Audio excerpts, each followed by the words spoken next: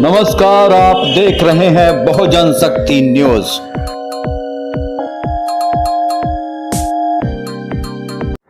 नमस्कार, जय भीम, नमो बुद्धाय, अस्सलाम वालेकुम। आज की वीडियो बेहद खास है, इस वीडियो में अंत तक बने रहें। साथियों, पिछले 10-15 सालों में देश के अंदर काफ़ी महंगाई बढ़ी है और उस महंगाई के पीछे क्या कारण है और किस लिए बढ़ी है, उसके बारे में आज एक खुलासा होने जा रहा। आप मेरे साथ अंत तक बने रहिए और हम दिखाएंगे कि क्या खेल है। रहा होगा 305 रुपया एमआरपी लिखी हुई है और ये आजमगढ़ की मंडी से मुझे मिला है मात्र 8 रुपए का। कितना % कमीशन आप खा रहे हो? ये ऐसा क्यों है? इस पे भी चर्चा हो। हम लोग बाजार में जाते हैं और कोई सामान जब खरीदते हैं तो दुकानदार उसे एमआरपी पर बेचता और हम एमआरपी देखकर उस सामान के पैसे देकर अपने घर चले आते हैं। पर इस भाई की इस वीडियो से एमआरपी का एक बहुत बड़ा घोटाला सामने नजर आ रहा है। ये देखिए आईबी सेट है जिसके माध्यम से ग्लूकोज ब्लड वगैरह चढ़ता है शरीर में, इसे कहते हैं आईबी सेट। इस पे जो एमआरपी लिखी हुई है वो 198 और यहाँ आप देख सकते हैं 198 रुपए की ये आईबी सेट मुझे पड़ी है मात्र 12 रुपए की। फिक्स्टर वीगो सेट लगाने के बाद जो उस पर टेप लगाया जाता है यह मुझे पड़ी है 6 से 7 रुपए की और इस पे एमआरपी 71 रुपया 50 पैसा। यहां भी आप देख सकते हैं। मैं इसलिए आपके बीच आया हूं। पप्पू कुमार यादव जी जिला पंचायत सदस्य हैं हाफिजपुर आजमगढ़ के, और ये मेडिकल लाइन में एमआरपी के नाम पर हो रहे घोटाले की पोल खोलते हुए नजर आ रहे हैं। इसी प्रकार से बहुत सारे हजारों 2-3 हजार दवाएं ऐसी हैं जो 100 रुपए की दवा है 3000 की बिकती हैं। बाइकिल धागा जब आपका ऑपरेशन होता है जिससे आपका सिला जाता है वह 150 रुपए का आता है, उसकी एमआरपी 1045 रुपया आप यहां देख सकते हैं।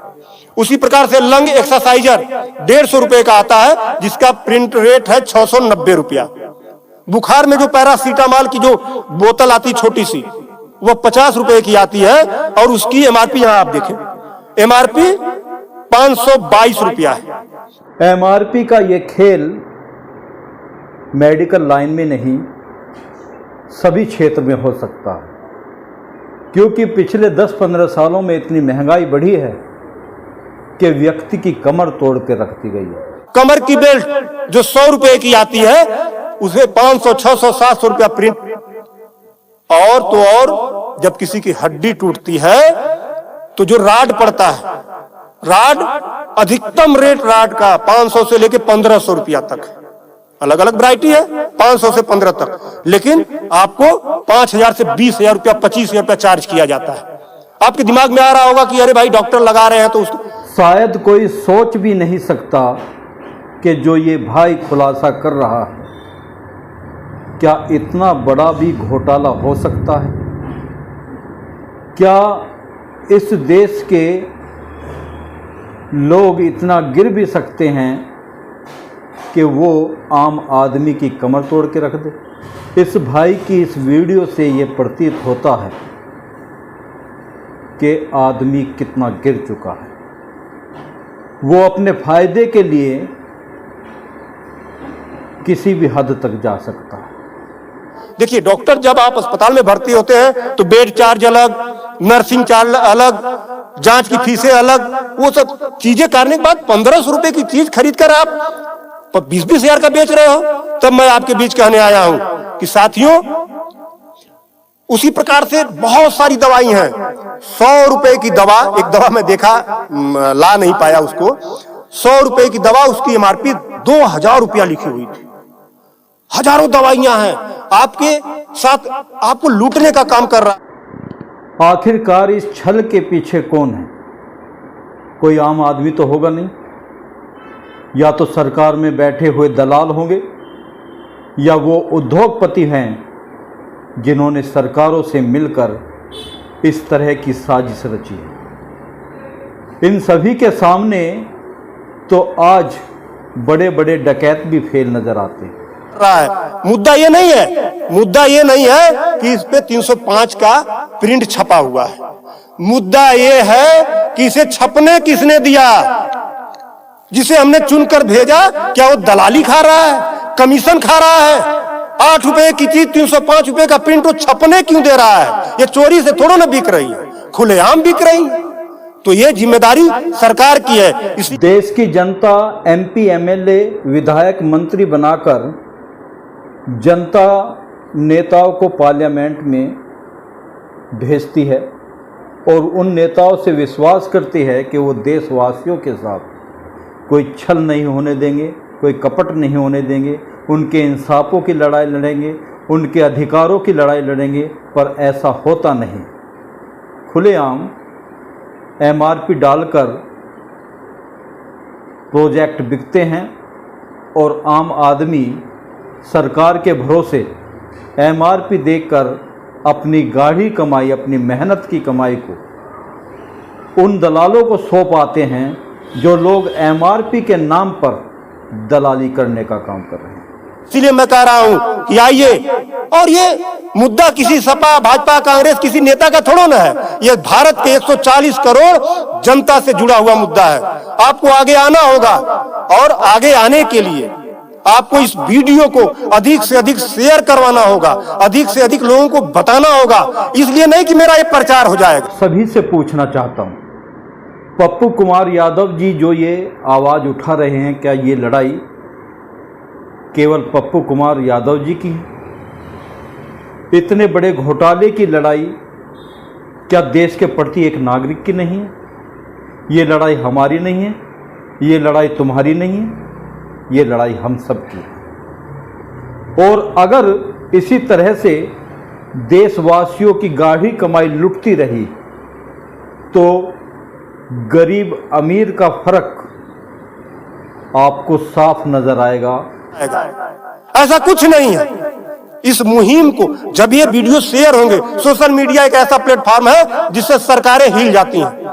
आज मैं इस चीज को लेकर आया हूं, ये जनता से जुड़ा हुआ मुद्दा है। जब आप मेरी इस बात को, जनता की इस आवाज को अपने इलेक्ट्रॉनिक गैजेट्स के माध्यम से आगे बढ़ाने का काम करेंगे, निश्चित रूप से सरकारें डरेंगी। और मैं तो कहता हूं, सरकारों को जनता से डरना चाहिए, जनता को सरकारों से नहीं डरना चाहिए।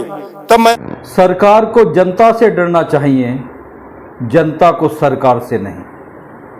तो हमारा ये जन्मसिद्ध अधिकार है कि हमारी गाढ़ी कमाई को कोई लूट के खा रहा है और हम उसे चुपचाप अपनी गाढ़ी कमाई को अपने हाथों से लुटा कर आ रहे हैं। जब इतना बड़ा मार्जिन से दवाइयाँ बेची जा रही हैं तो देश में क्या खाद्य सामग्री है?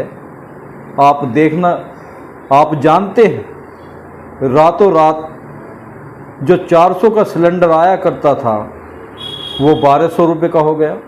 क्या हमारा बूझने का अधिकार नहीं कि इतने पैसे एकदम क्यों बढ़ाए गए? हमारा अधिकार है। और जिन नेताओं को हमने चुन के भेजा है उनसे जवाबदेही हमारी बनती है। मैं आपके बीच कहने आया हूं कि आइए मेरे इस मुहिम को आगे बढ़ाएं कि बात 305 रुपए की नहीं है, बात उस गरीब की है, उस रिक्शा चालक की है जो दिन भर में 450 से लेकर 500 तक की मजदूरी पाता है। अगर उसकी तबीयत खराब हुई, वो बेहोश हो गया, उसके घर वाले किसी उसको अस्पताल लेकर जाते हैं तो 305 रुपया वो अस्पताल केवल बीगो का चार्ज कर लेगा।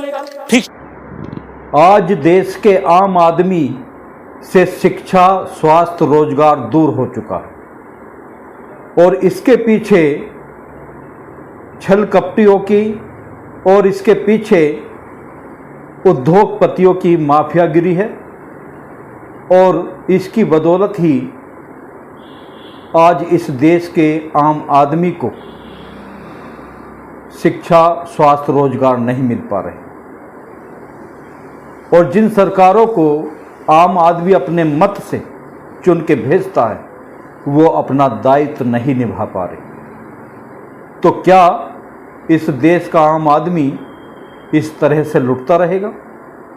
क्या उसे अपना अधिकार पाने का कोई अधिकार नहीं?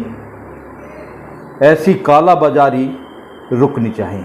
फिक्स्चर का 71 रुपया चार्ज कर लेगा और आईबी सेट का चार्ज कर लेगा। ये सब मिला के 600-700 रुपया हो गया। यानी उसकी 1.5 दिन की दिहाड़ी में अभी तो ग्लूकोज लगा ही नहीं, दवा कोई उसने खाया ही नहीं, बेड का चार्ज हमने बताया नहीं, अस्पताल का चार्ज हमने बताया नहीं। 1.5 दिन की दिहाड़ी उसकी केवल इस 3 आइटम से चली गई। आगे की दवा कहां से आएगी? तब उसका बाप खेत बेचेगा, उसकी बीबी गहना बेचेगी।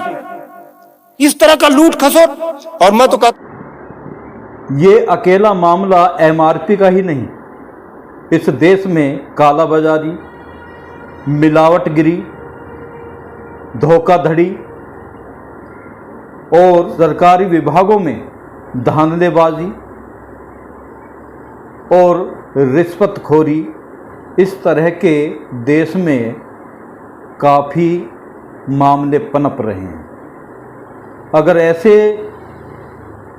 दुष्कर्मों पर लगाम नहीं लगाई जाएगी तो इस देश का क्या होगा? हमारे देश की सरकारों को जागना चाहिए कि इस तरह के मामलों पर कड़ी सख्ताई से कार्य करने की जरूरत है। कहता हूं शर्म करो ऐसा करने वाले लोगों। 8 रुपए की चीज 305 की बेचते हो। आज आपके अस्पताल में अगर जो दाई है उसका वेतन 7,000 है, यानी प्रत्येक दिन 210 रुपया। अगर उसकी तबीयत खराब हुई, वो आप ही के अस्पताल में भर्ती होती है, तो उसकी 3 दिन की दिहाड़ी केवल इन 3 चीजों की लग जाती है। कुछ तो शर्म करो, कुछ तो सोचो।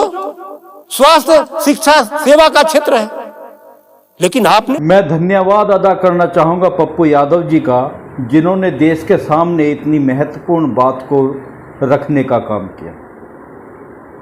ये वाकई में एक गंभीर समस्या है कि देश की लोगों की गाढ़ी कमाई को उद्योगपति लूटते रहे और हमारे देश की सरकार कुछ भी कदम ना उठाए, देश का शासन प्रशासन कोई भी कदम ना उठाए।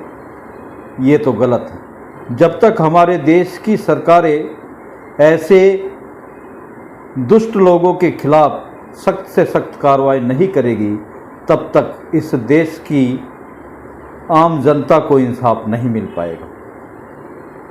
इंसाफ मिलना चाहिए। ने इसे लूट का अड्डा बना दिया है। सरकारों के मिली भगत से ऐसा हो रहा है। तो मेरा निवेदन है आप लोगों से कि इस वीडियो को अधिक से अधिक शेयर करें ताकि